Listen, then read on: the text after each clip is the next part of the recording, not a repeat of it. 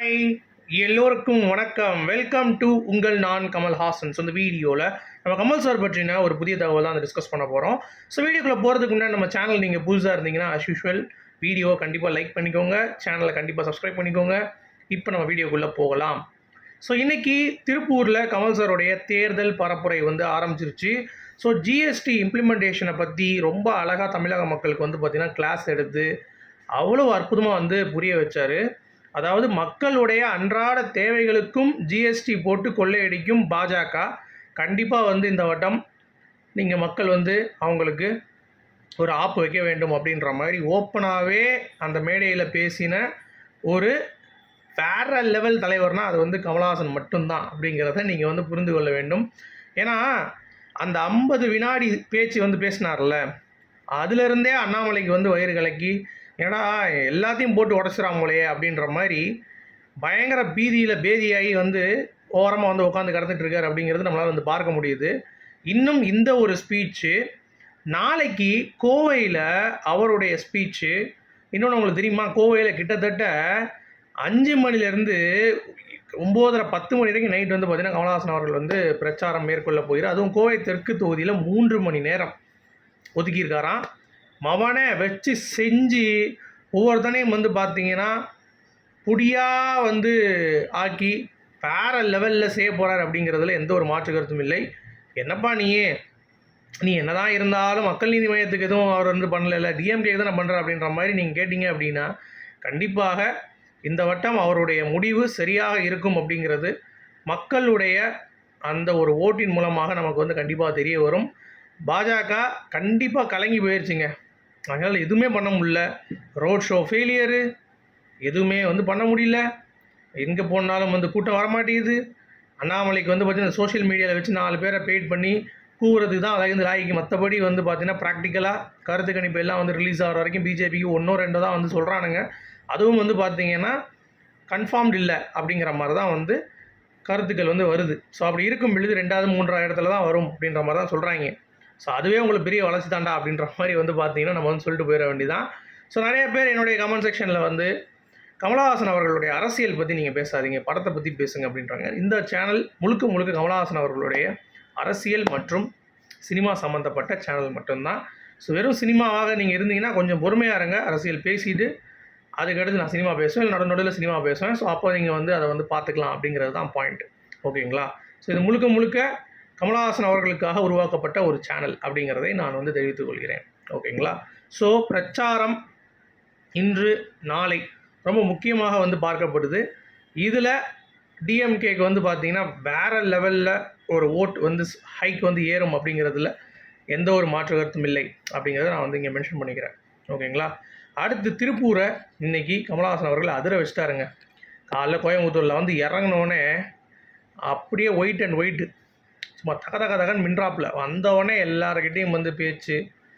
என் ஜாதி முதலாம் பார்க்குறதே கிடையாது. கமல்ஹாசன் அவர்கள் ஒரு முஸ்லீம் நண்பர் ஒருத்தர் சந்தித்து ரொம்ப அருமையாக பேசினார். அவருக்கான கிஃப்ட்லாம் கொடுத்தாரு. கொடுத்துட்டு அதுக்கடுத்து அவர்கிட்ட சில நேரம் பேசிகிட்டு இருந்தார். ஸோ செம. நாளைக்கு தரமான சம்பவம். ஆட்டுக்கு பார்த்தீங்கன்னா நாளைக்கு பாயா ரெடி ஆயிரும் அப்படிங்கிறது தான் பாயிண்ட்டு. ஸோ வெயிட் பண்ணி பார்க்கலாம். அடுத்து இந்தியன் 2 படத்துடைய நியூ போஸ்டர் எத்தனை பேர் பார்த்தீங்க? செமையாக இருக்குல்ல, டீகோட் பண்ண பொழுது. ஸோ 2 போஸ்டர், ஒன்று ஒயிட் ஷர்ட்டில், இன்னொன்று காக்கி. ஸோ 2 இதுலேயும் பார்த்தீங்கன்னா கமல்ஹாசன் அவர்கள் பயங்கரமாக இருக்கார். ஸோ வேறு லெவலில் இருக்குது போஸ்டர் பார்க்குறப்ப. ஒரு வைப் கிரியேட் ஆகுது. இந்தியன் 2 அப்படிங்கிறப்ப நம்ம எதிர்பார்க்காத சில விஷயங்கள் இந்த படத்தில் இருக்கும் அப்படிங்கிறது தான் நம்மளால் கணிக்க முடியுது. யூஷுவல் ஸ்டோரியாக இருந்தாலும் இதில் இந்தியனில் நீங்கள் வேறு என்ன சொல்வீங்க? லஞ்சம் வாங்குறத பற்றி தான் நாட்டு. ஆனால் அதை எப்படி சங்கர் சார் ஃப்ரேம் பண்ணியிருக்காரு அப்படிங்கிறது தான் அந்த படத்துடைய மிகப்பெரிய ஒரு வெற்றிக்கு ஒரு விதை போடும். அதை சங்கர் சார் பார்த்திங்கன்னா கரெக்டாக பண்ணியிருப்பார் அப்படிங்கிறதுல எனக்கு என்ன ஒரு டவுட் அப்படின்னா, கண்டிப்பாக பண்ணியிருப்பார். ஆனால் இந்த படத்துடைய டிலே அப்படிங்கிறது அந்த படத்தை அந்தளவுக்கு ஒரு வெற்றிக்கு கொண்டு போகுமா அப்படின்ற ஒரு கேள்விக்குறி இருக்குது. பட் ட்ரெய்லர் பார்த்துட்டு நம்ம முடிவு பண்ணுவோம்.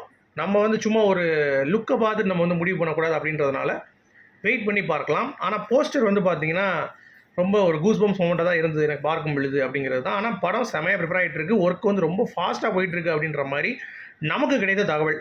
ஓகேங்களா? அடுத்து கமலஹாசன் அவர்கள் ஒரு தட்ட புடலான விருந்து வந்து கொடுத்துருக்காருங்க.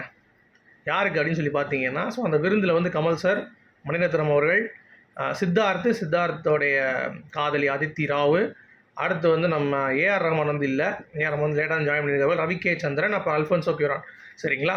ஸோ ஹாலிவுட் டைரக்டர், அதாவது மெக்சிகன் ஃபிலிம் டைரக்டரான கிராவிட்டியோடைய இயக்குனர், சரிங்களா, அவரை மீட் பண்ணி மருதநாயகம் படத்தோடைய எப்படிலாம் வந்து நான் வந்து எடுத்தேன், யாரை மீட் பண்ணேன், என்ன பண்ணேன் அப்படின்ற மாதிரி ஃபுல் அண்ட் ஃபுல் ஸ்டோரி அவருக்கு வந்து எக்ஸ்பிளைன் பண்ணி உட்கார வச்சு அவருக்கு வந்து ஒரு ஸ்டார் ஹோட்டலில் வந்து பார்த்திங்கன்னா விருந்து கொடுத்து, அப்போ என்ன நடந்துச்சு, அந்த மீட்டிங்கான என்ன காரணம் அப்படிங்கிறது வந்து பார்த்திங்க அப்படின்னா அந்த ஆர்டிக்கலில் வரல.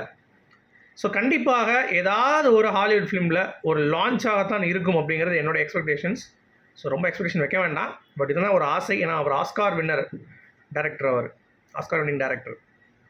அப்படி இருக்கும் பொழுது கண்டிப்பாக ஏதோ something is cooking. So wait பண்ணி பார்க்கலாம். ஆனால் செமங்க, அந்த ஒரு ஃப்ரேமில் அவ்வளோ லெஜெண்ட்ஸை பார்க்கும்பொழுது சூப்பராக வந்து இருந்துச்சு அப்படிங்கிறது தான். அடுத்து கோவை விமான நிலையம் இன்னைக்கு கமல் சார் வந்து இறங்கினோடனே அது இருந்துச்சு. ஸோ நல்ல வரவேற்புங்க, மக்களுடைய வரவேற்பு வேறு மாதிரி இருந்துச்சு அப்படிங்கிறத நம்ம கண்டிப்பாக சொல்லி ஆகணும். அடுத்து தகலை படத்தில் இந்த சில வீணா போனவங்க வந்து பார்த்தீங்கன்னா ஒருத்தராக விலகிட்டாங்க அப்படின்ற மாதிரி நியூஸ் போட்டிருந்தாங்க. த்ரிஷா போயிட்டாங்க அப்படின்னாங்க. த்ரிஷா வந்து செருப்படி கொடுத்துட்டாங்க. நான் எதுக்கடா போகணும், மணிரத்னம் கமலஹாசன் மாதிரி ஒரு ட்ரீம் காம்பவுண்டா, போங்கடா வேலையை பார்த்துட்டு அப்படின்ற மாதிரி சொல்லிட்டாங்க. இப்போ சித்தார்த் வந்து விலகிட்டார் அப்படின்ற மாதிரி சொல்கிறாங்க. டேய் ஏன்டா நீங்கள் அவருக்கு டேட் இல்லையா அது இதுன்னு சொல்லி எழுதிட்டு இருக்காங்க. அந்த மாதிரி ஒன்றும் கிடையாதுங்க. இப்போதைக்கு ஜெயம் ரவி அண்ட் துல்கர் மட்டும்தான் அவங்களுக்கு ரீப்ளேஸ்மெண்ட் பார்த்தாச்சு. Simbu almost confirmed. அரவிந்த் சாமி வந்து பேசிகிட்டு இருக்காங்க அப்படிங்கிறது அப்டேட்டு. சும்மா இவனுங்க வந்து ஏதாவது ஒரு ஸ்பைஸை பண்ணும் அப்படின்றதுக்காக இவங்க போயிட்டாங்க அவங்க போயிட்டாங்க அப்படின்ற மாதிரி சொல்லிட்டு இருக்காங்க. பட் அதெல்லாம் வந்து நம்பாதீங்க, உண்மை கிடையாது அப்படிங்கிறத நான் மென்ஷன் பண்ணிக்கிறேன். அடுத்து கௌதம் வாசுதேவ் மேனன் டூரிங் டாக்கீஸில் வேட்டையாடு விளையாட்டை பற்றி சில கிளிம்ஸ் வந்து பேசியிருக்காரு. அதில் கமலஹாசன் அவர்கள் வந்து பார்த்தீங்கன்னா ஒரு டேரக்டர்ஸ் ஒரு ஹீரோ, அதாவது நம்ம வந்து ஸ்கிரிப்டில் என்ன எழுதியிருக்கோமோ அதை விட பெட்டர்மெண்ட்டாக வந்து பார்த்திங்கன்னா நிறைய விஷயங்கள் இம்ப்ளிமெண்ட் பண்ணுவார். உதாரணத்துக்கு ஜோதிகா வந்து சாக போகும்போது மூஞ்சில் பிளாஸ்டிக்லாம் கவர்லாம் கட்டியிருப்பாங்க. அதெல்லாம் வந்து சும்மா ஜஸ்ட் எடுத்துகிட்டு போடுற மாதிரி தான் இருந்துச்சு. பட் எடுத்து அவர் அப்படி கசக்கி டஸ்ட்பினில் தேடி அப்படி எடுத்து அதை போடுவார். அதெல்லாம் வந்து ரொம்ப ஒரு உணர்வாக இருந்தது. அப்புறம் அந்த கண்ணை தூக்குற ஷாட்லாம் வந்து சொல்லவே இல்லை. ஸோ ஹீஸ் ஏ டேரக்டர்ஸ் ஆக்டர் அப்படிங்கிறது தான். யாருனாலும் அவரோட ஒர்க் பண்ணுறதுக்கு விரும்புவாங்க அப்படின்ற மாதிரி பயங்கரமாக புகழாரம் சுட்டியிருக்கிறாரு. ஃபேன் பாய் தானே. அப்புறம் ஆர் வி உதயகுமார் அவர்களும் வந்து சிவாஜி கணேசனே மிரண்டு விடாராம் கமல் சாரோட நடிப்பு பார்த்து, என்னடா இப்படி நடிக்கிறேன் அப்படின்ற மாதிரி அவர்கிட்ட வந்து பேசினாராம் ஒரு நாள். அதெல்லாம் வந்து மென்ஷன் பண்ணியிருந்தார். சிங்காரவேலன் படம் டேரக்டர்.